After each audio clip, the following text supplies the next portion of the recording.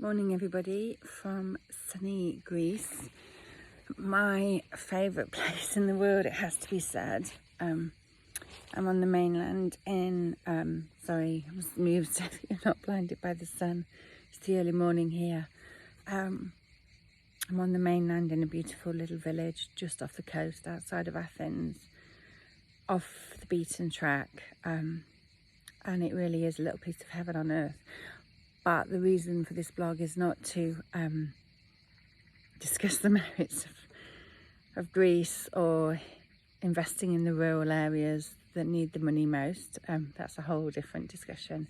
But it's to talk more about the menopause. I haven't vlogged for a long time actually on the menopause.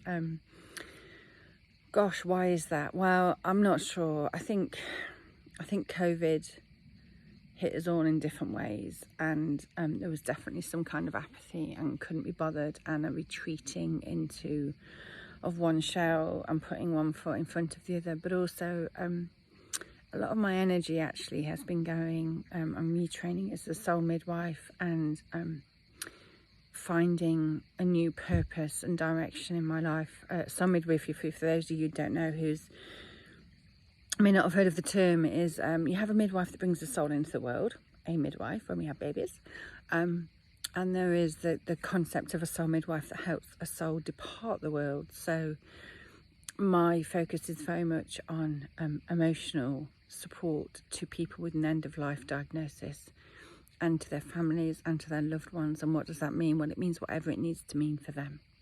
I am basically of service to be able to accompany them on that very precious, difficult, often always sad, profound journey that they take to their next chapter, whatever any of us think that chapter is. And I've been blessed enough to have been able to spend time with a local hospice. It's a huge privilege, and the reason it's so closely linked to the menopause, and I'm so hugely grateful of being given this second chance, is because one of the big things that I felt when I first, so I'm I think I'm nearly 5 years in to my menopause, which it's been pretty challenging, and the challenges change, which is what I wanted to come on to. And as usual, I haven't scripted or prepared this at all, so it's a little bit random, but the dots will join, I'm sure. One of the really big things that hit me right at the start of the menopause, along with the exhaustion and the body aches and the anxiety and the weight gain and the loss of confidence and the loss of self-esteem, was, I'm pausing because it's actually something that's quite hard. It's quite hard. It's quite intimate, and it's very personal, and I think it's unique to each and every one of us.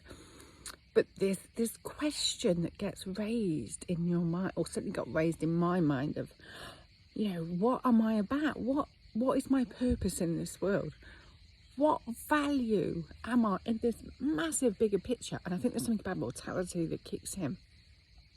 So I know a lot of people don't like this phrase. I personally don't tend to worry too much about the connotations, because they are just, you know, man-made narrative that we can either choose to take on or not. I you know, if you don't like it, substitute this word for another one. I'm really relaxed, but it is commonly known as going to the crone phase. You know, my years of fertility are behind me, thank God, in a lot of ways, and I'm entering the crone phase. I have entered the crone phase indeed, which in a lot of more indigenous tribes and people who live more in tune with nature, and certainly within Mother Nature itself, is actually the place to be. It's where the responsibilities of raising young and making our way in life lesser, where the wisdom increases, and when we have more freedom. And I think there is a natural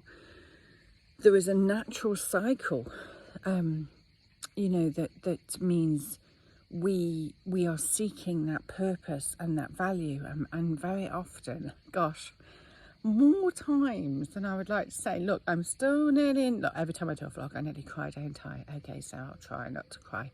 Although I do think crying is very good, actually. Just as an aside, some of the research I had to do as my soul midwifery training, and I chose Buddhism to do quite a lot of research in, and water is, and no surprise here that I'm such a water babe. For those of you that know me, I love my swimming. I love wild swimming. I, you know, love indoor swimming. I love any kind of water. I'm a water babe.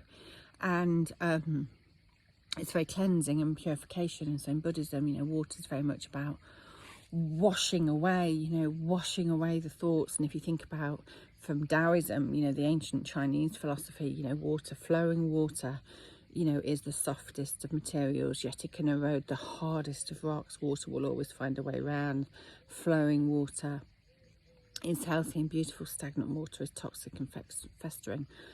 A random dot that I've gone off to, I know. Yeah, it's going to be a long one today, isn't it? It has been a while.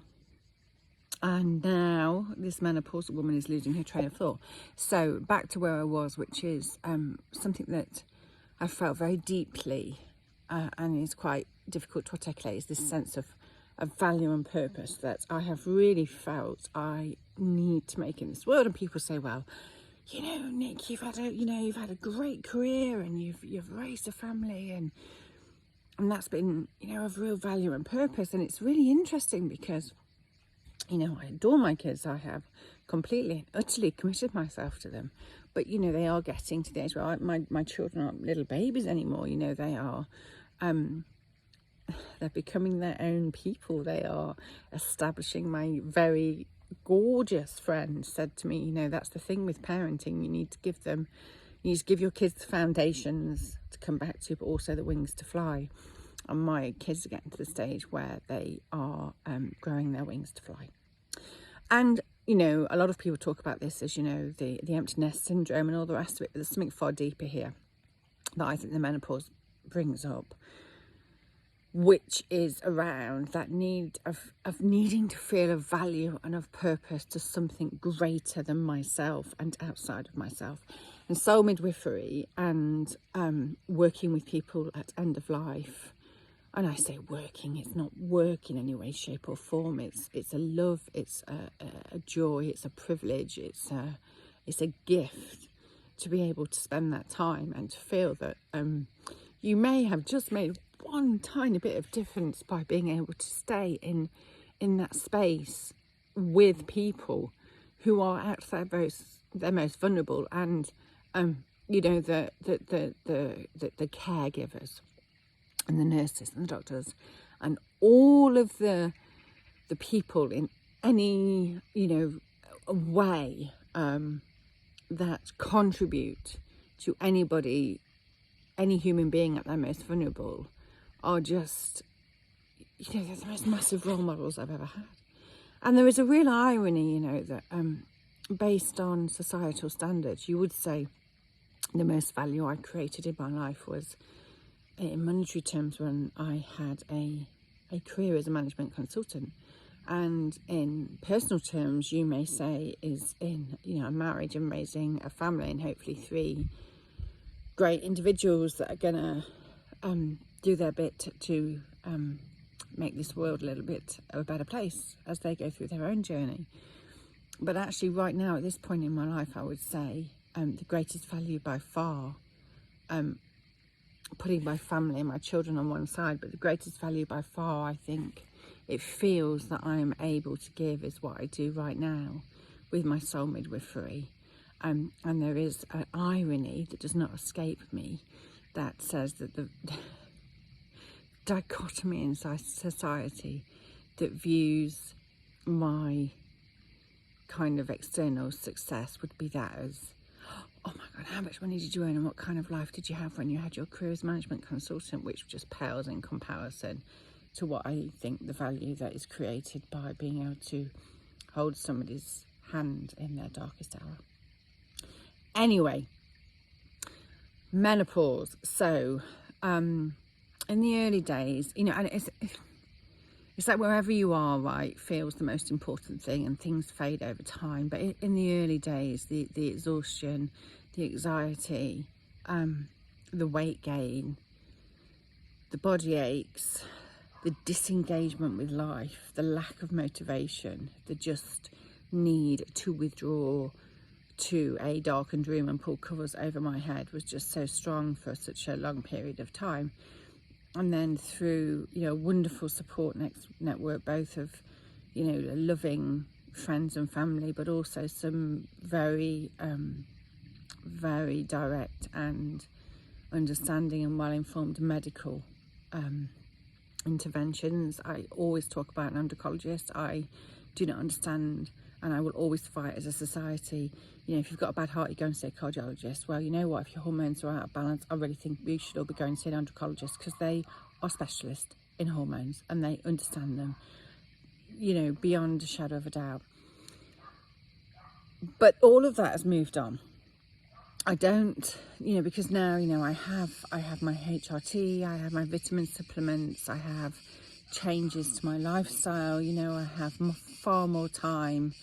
I create far more time to do less and to think, and, you know, doing more things like yoga rather than doing Tough Mudders or running 10Ks, and just a different lifestyle shift, which has all helped enormously. And for me, at a personal level, yes, I do embrace spirituality and a more philosophical approach to life very, very deeply, and I try and do some work on that each and every day.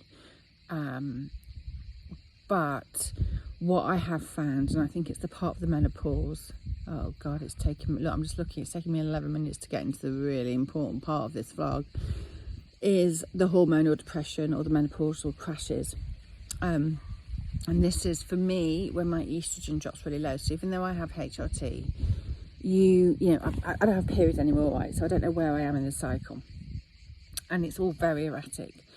And, you know, I have a certain level of estrogen, my estrogen patches that I put on.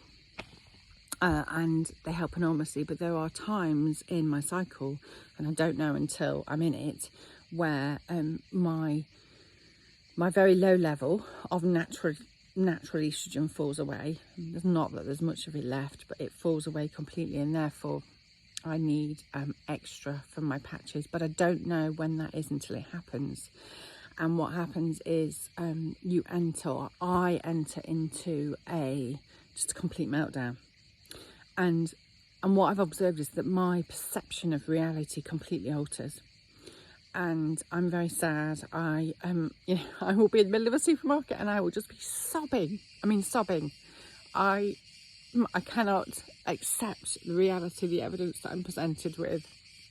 I feel completely useless, completely valueless. There are times I have felt very, very down. I mean, people, and this is why so many menopausal women do get misdiagnosed as depressed. And in one way, it's not a misdiagnosis, because it is a kind of depression, but it's not the mainstream depression that we talk about. I think when it's menopausal, it's much more, for me, to do with hormonal depression. And the way I know that is because it's got peaks and troughs. It doesn't stay forever. It might stay for a few weeks, a few months, a few days. And it is caused by an imbalance in my hormones. And for me, it's mainly when my estrogen has dropped too low. And there's a bit of a lag period. So by the time I've realised it and I've put some extra patches on, it does take a little while for it to catch up with itself. Although I am noticing of late, maybe I'm getting better at observing when it happens. But the big thing to reach out and tell people about is it alters my ability to see reality as it is, to all evidence to the contrary. So, you know, my husband or other people go stand in front of me to the couch, come home, telling me I'm of value, telling me that I'm loved, telling me that I'm wanted. And do you know what? It doesn't matter. I can't hear it. Because my brain is telling me something very, very different, that I'm useless and of no value, etc., etc., etc. As you can see, I'm just coming off the back of a menopausal crash. So I did realise a couple of days ago that I was like, shit, yes. I'm starting to feel sad. I'm starting to feel at my depth with myself. Now, that might not make sense to other people, but I bet you a menopausal woman listening to this will probably get that phrase. I'm out of depth even with myself. And as I was, my husband, we're in Greece on holiday. We're here for a whole month. We are very blessed. My husband has had to go back to work. He obviously can't come for a month. So I was driving him to the airport yesterday and I am sobbing. And I'm thinking, what am I sobbing about? I've driven in lots of different countries. You know, I've travelled extensively. This is not a big deal. But I am sobbing because I'm driving him to the airport and I'm thinking, oh my goodness, you know, how am I going to manage? Because there's this real loss of confidence and stability in oneself. And it's not actually about my husband leaving, although he is an exceptionally grounding energy in my life. No surprise, obviously, why we were brought together. But it suddenly hit me, oh shit, I'm having a menopausal crash. And we don't really talk about this part of the menopause because it's just labelled as this big thing called depression. And you know what, I've taken antidepressants many times. I'm very open-minded. I definitely think, you know, the solution for me is always balance. It's a combination of things. I would never say to anybody, don't do this or don't do that or don't take this or don't do that, because that's not my business to tell people that, and everybody's circumstances are completely unique. I think the big thing I would say is, for goodness sakes, please, one way or another, find a way to get somebody, an endocrinologist, somebody that really knows what they're talking about in this area. But I don't think we are getting below the surface of the menopause that really hurts women, which is this hormonal depression and this loss of self-esteem and this feeling of, what is the point of me? What is the point of me? What purpose am I playing in this world? And these questions are amplified, and there's something that our hormones does that amplifies it. And in one way, it's very, very, very important that they're amplified, because these are really important questions to be asking ourselves. You know, if it were not for the menopause and for those questions, I would probably never have retrained as a soul midwife, okay?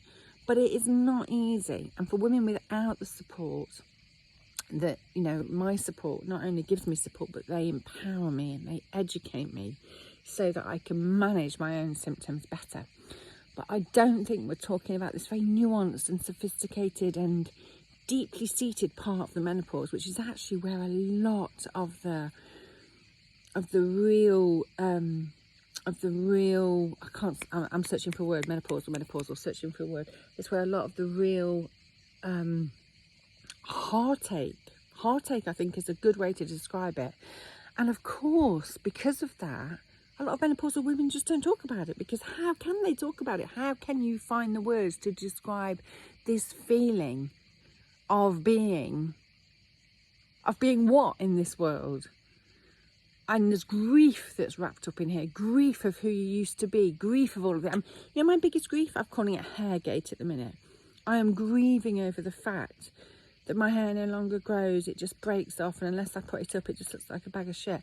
You know, a couple of years ago, I was grieving over the loss of my body, my middle-aged breast, my middle-aged spread. I've got over that now. That grief has passed, and I have learnt to embrace my body as it is. Before that, I was grieving over my loss of zest, I think, and motivation. You know, I was incredibly sporty and vivacious and full of energy, and there were different stages that I've grieved, and it seems really pity, doesn't it? But I'm grieving over my fucking hair gate has kicked in, and there were lots of things, and it's really important that this stuff is brought out, and it's great that menopause is such a big conversation, but I'm not sure we are having some of the right conversations about the really deep and meaningful stuff that needs to be discussed, which are these very, very intimate and private feelings of self-worth, and these hormonal crashes that they're just like a tsunami, and it's like you're drowning and you cannot breathe.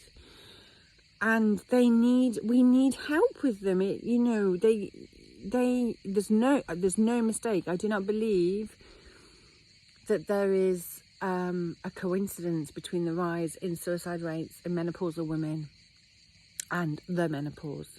And I am convinced, based on nothing more than my own experience, that it is to do with these hormonal crashes. And without empowering women and educating women and having really really good access to people who really know their stuff and who really understand what's happening with our hormone imbalances, we will never get the right support to women. And I think there are a lot of women out there who are alone, who are isolated, who cannot find the words, or maybe ashamed or too embarrassed, or don't want to feel like they're keeping on moaning. But this stuff is real. This stuff is real. And I'm just coming off the back of a menopausal crash. And when I'm in it, I can't even talk.